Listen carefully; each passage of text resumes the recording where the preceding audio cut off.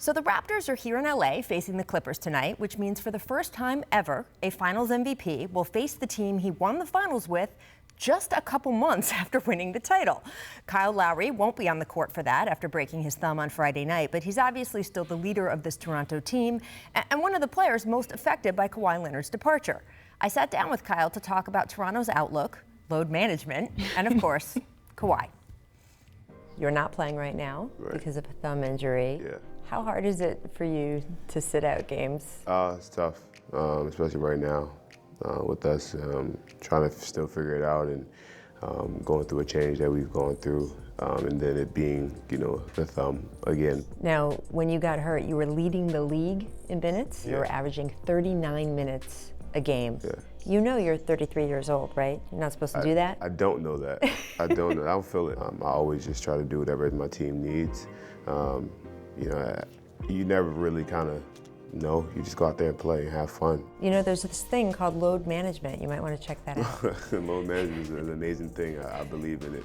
It helped me win the championship, so I'm cool with it. I was going to ask you that. What do you think? Because it's become more controversial, especially around Kawhi Leonard, and yet you were on the Raptors team that basically developed load management. Well, I think everybody's situation is different. I think with Kawhi, he was coming off such a extreme injury, and I think it worked for Kawhi.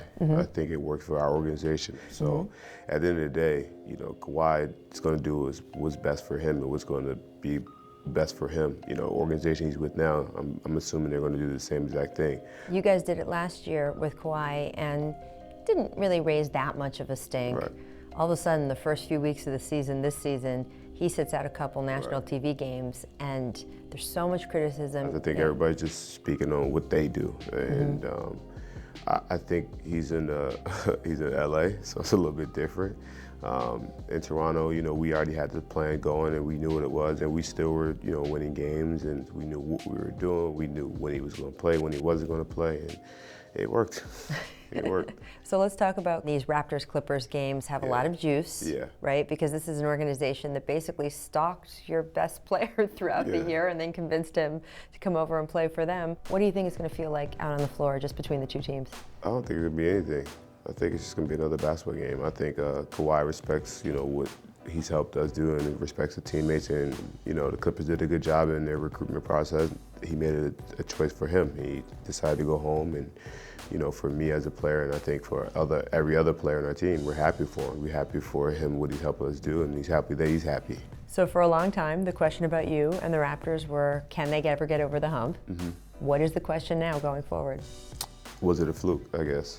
People want to make up questions anyway, because they don't have their opinions, as always. Well, how do you answer that fluke question? Go out there and do your job every single night. We're going to do our best, and we're going to try to get that gold ball and try to get back to that point.